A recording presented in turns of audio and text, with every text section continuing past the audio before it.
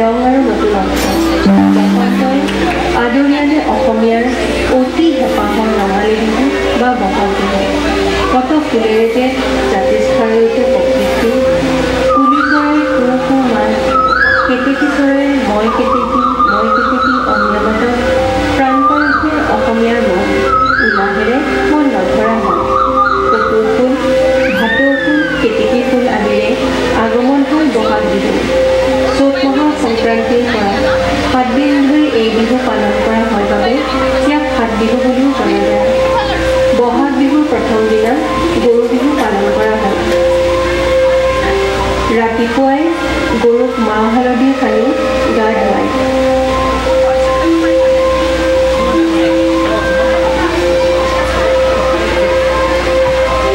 গাঁৱৰ সকলো ৰাইজে মিলি গৰুবিলাকক ওচৰৰ নদীত নি গা ধুৱায়।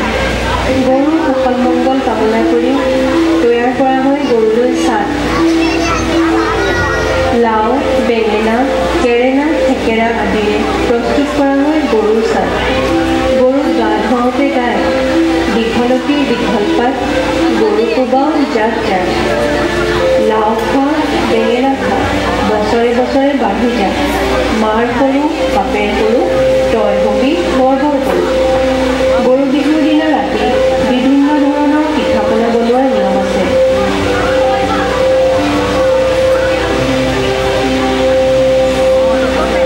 সৰু বৰ সকলোৱে জেতুকা লগাই গৰু বিহুৰ দিনা খুব ৰাঙলী কৰি দিয়ে।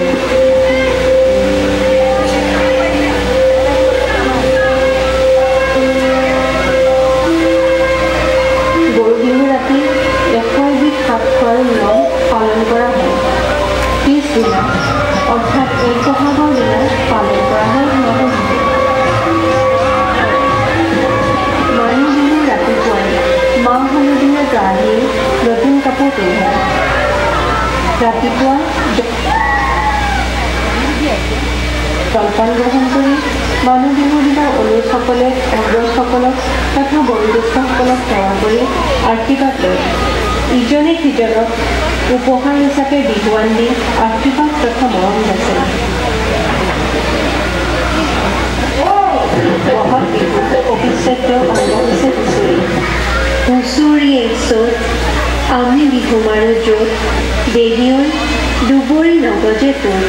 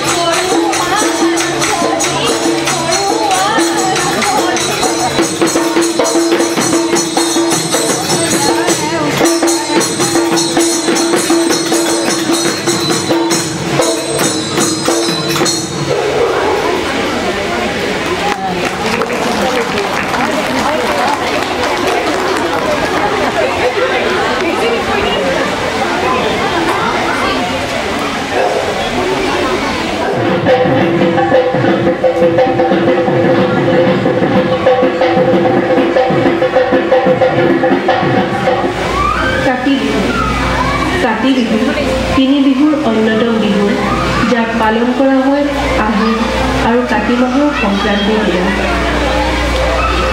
অসমীয়া মানুহে ঘৰে ঘৰে তুলসীৰ পুলি ৰুই সন্ধিয়া তুলসী তলত বন্তি জ্বলাই শৰাই আগবঢ়ায়।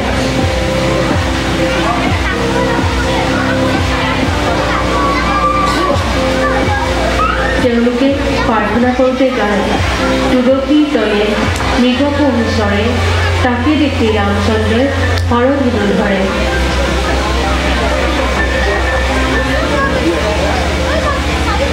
এই বিহু অসমীয়া কৃষিজীৱীসকলৰ ধান প্ৰায় শেষ হোৱাৰ সময়ত উদযাপন কৰা হয় কাৰণে ইয়াক কঙালী বিহু বুলিও জনা যায়। এই দিনটোত খেতিপথাৰত শস্যৰ উৎপাদন কামনা কৰি সন্ধিয়া লখিমী আদৰিবলৈ আকাশবন্তি জ্বলোৱা হয়।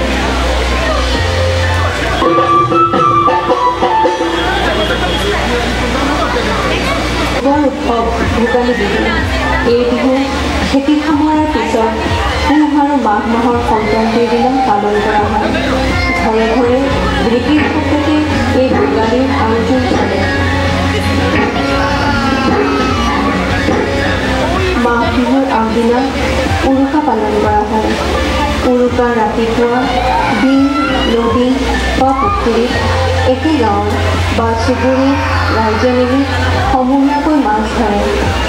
জাকৈ, খালৈ, জাল, পল, জুলুকি আদি লৈ মাছ মাৰি ৰাইজে নিশা তাৰেই ভোজ খায়। গাঁৱৰ ডেকাসকলে শুকান খেৰ, বাঁহ, নৰা আদিৰে প্ৰস্তুত কৰে ভেলা ঘৰ।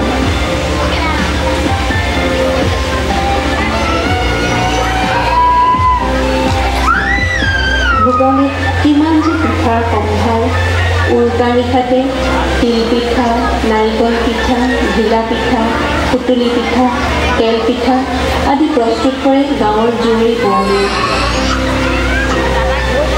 উৰুকাৰ নিশা আপোনজনৰ লগত ৰং ৰহইচ কৰি ভেলাঘৰতে ভোজ ভাত খোৱা হয়। নাচি বাগি আনন্দত উজাগৰে পাৰ হয় উৰুকাৰ ৰাতি। মাঘ বিহু ৰাতিপুৱাই গছত নৰা বা ধান খেৰেৰে মাঘ বন্ধাৰ নিয়ম আছে। গছ বান্ধোতে গায়,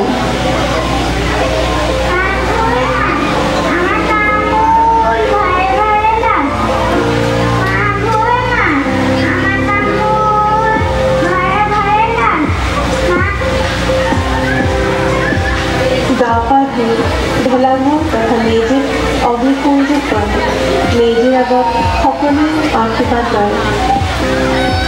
এই মেজিৰ জুইতে বিভিন্ন ধৰণৰ আলু পুৰি খোৱাৰো নিয়ম আছে। বহাগ বিহুৰ দৰে প্ৰতি বছৰে আমাৰো টিয়াগাঁৱত অতি উলহ মালহেৰে মাঘ বিহু পালন কৰা হয়। টিয়াগাঁৱৰ আৱাসীসকলে জাতি, ধৰ্ম, ভাষাৰ নিৰ্বিশেষে সকলোৱে একেলগে এই বিহু পালন কৰে।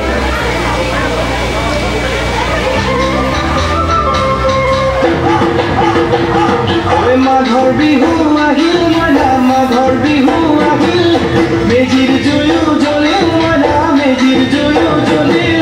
মাঘৰ বিহু আহিল, মইনা মাঘৰ বিহু আহিল, মেজিৰ জুয়ো জ্বলিল, মইনা মেজিৰ জুয়ো জ্বলিল। অসমীয়াৰ মন প্ৰাণ ৰঙে ৰখে ভৰিল, মইনা ৰঙে ৰখে ভৰিল।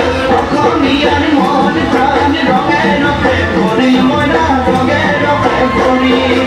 বহাগ বিহু আহিল, মইনা বহাগ বিহু আহিল, ঢোল পেঁপাই মাতিল, মইনা ঢোল পেঁপাই মাতিল। বহাগ বিহু আহিল, মইনা বহাগ বিহু আহিল। এই বিহু বিভিন্ন ধৰণৰ মাঘৰ বিহু আহিল, মইনা মাঘৰ বিহু আহিল, মেজিৰ জুয়ো জ্বলিল, মইনা মেজিৰ জুয়ো জ্বলিল। মাঘৰ বিহু আহিল, মইনা মাঘৰ বিহু আহিল, মেজিৰ জুয়ো জ্বলিল, মইনা মেজিৰ জুয়ো জ্বলিল। অসমীয়াৰ মন প্ৰাণ ৰঙে ৰখে ভৰিল, মইনা ৰঙে ৰখে ভৰিল। অসমীয়াৰ মন প্ৰাণ ৰঙে ৰখে ভৰিল, মইনা ৰঙে ৰখে ভৰিল। অসমত বসবাস কৰা সকলো সকলোৱে বৰ হেঁপাহেৰে এই তিনিওটি বিহু পালন কৰে। সেয়ে হয়তো কণমানিসকলে বিহু নামত গালে বিহু বিহু বিহুতি, বিহু আমাৰ তিনিটি, কাতি বিহু কঙালী, মাঘৰ বিহু ভোগালী, বহাগতে ধেমালি, কৰোঁ আহা সবে মিলি। শেষত পুনৰবাৰ সকলোলৈকে আন্তৰিক শ্ৰদ্ধা জনাইছোঁ। আলেখ্যখনত ভাগ লোৱা থিয়েটাৰছৰ মহিলাসকললৈ থাকিল অনেক শুভকামনা।